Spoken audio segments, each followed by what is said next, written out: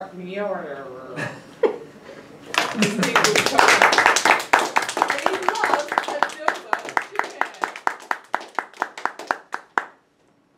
Thank you, Madam Toastmaster. I can't believe I spelled my name wrong. Yes, you Sometimes did. that happens.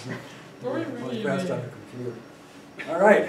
First of all, this piece of furniture here. Everybody know what this is? Lectern. 1, 2, 3. This is a what? Lectern. It's not a podium. A podium is a raised platform. You stand on a podium, and also on the podium may be a lectern.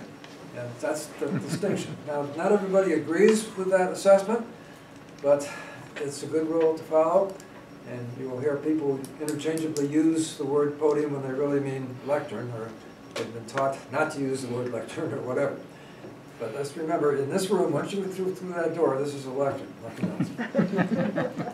Now, there's a cardinal rule associated with this lectern. First of all, do we have any Navy people here? Are you in the Navy? Marine Corps, You're in the so Marine Corps, it's close enough. Yeah. Thomas is Air Force, I believe, right? Yep, Okay, Air but Force. the point is still the same. The cardinal rule is you never leave the lectern unattended. Okay? It's like a ship.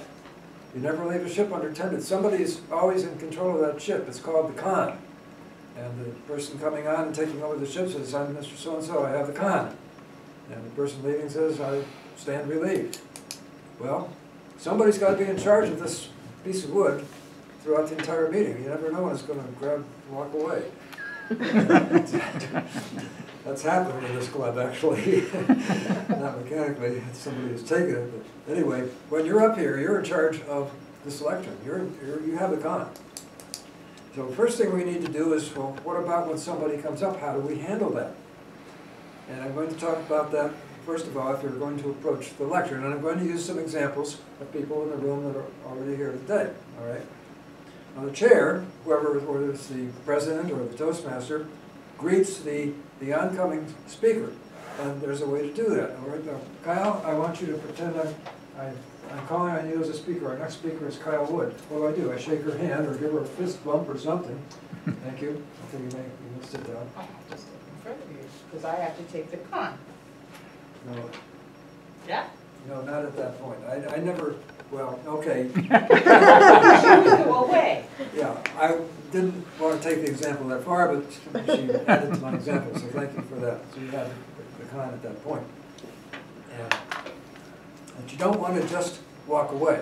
For example, we've already had a member that twice today was up here for one reason or another, and she walked away and left whoever was in charge without any hand to shake. So you want to be careful about that. You always, when you're giving up the con, there's a technique to do it. I'm going to shake a hand or whatever. When I leave the speech, I'm going to reintroduce Kyle and shake her hand, and then I'll go my merry way. Now, another rule is the approaching speaker coming up here passes in front of the person yielding control.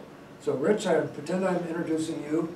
I stand back from the lectern, so Rich can come in front of me and shake his hand, and then I no longer have control. But the handshake relieves me of any responsibility, and he's now in charge of the lecture.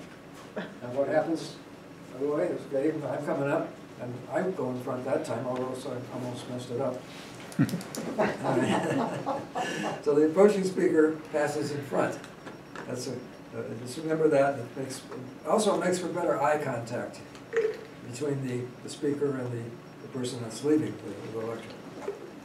Now sometimes it gets a little awkward because people are coming up from both sides. Like when you're Toastmaster, there's people coming up from here and there's people coming up from there. And you don't want to be doing a dance. Rich, come on up here again, pretending I'm confused here. I shake your hand and I, whoops, I don't want to do that. And shall we dance? Well, the way to avoid that, okay, you're dismissed, you may sit down. The way to avoid that is to have two chairs. I came up, Kyle is sitting over there right now. If somebody comes up from this side, Kyle has the option of sitting in a chair over here. I tend to do that when I'm Toastmaster.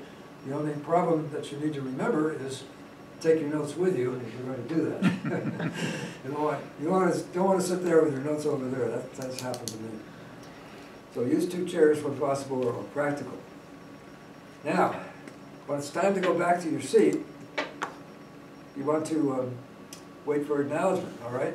So the new person acknowledges the previous person. So when I got up here, I would said, "Thank you, Madam Toastmaster." I acknowledged Kyle as basically she stands relieved at that point because I'm taking the watch, and that's the way I acknowledge that is by acknowledging that person.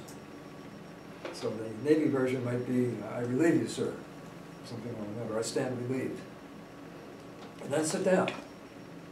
Once you've been recognized, sit down. When I leave this lectern, I'm going to reintroduce Kyle, and then I'm going to sit down.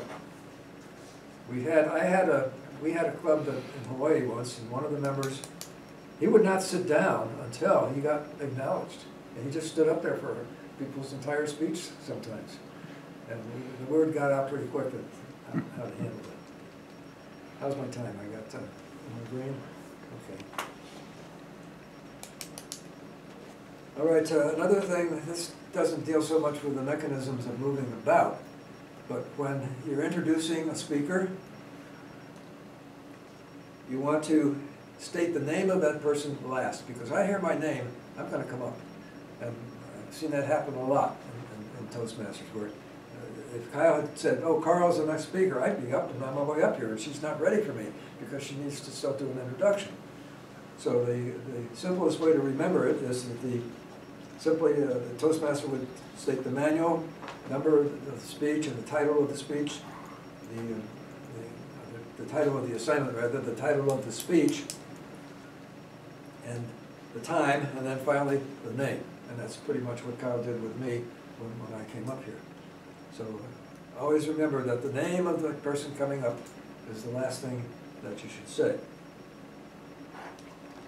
And the Toastmaster leads the applause, as she did, all right, leads the applause until the speaker arrives at the lectern or goes back to his or her seat.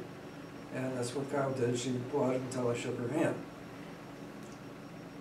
So these same items apply to any organization that you may be in where you have to get up in front of a room and speak or monitor or do anything.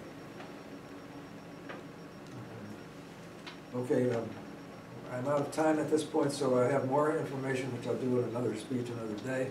But basically remember that the lectern should never be left unattended. Somebody's always in charge. And with that, I return control to our Toastmaster, Kyle Elizabeth Wood.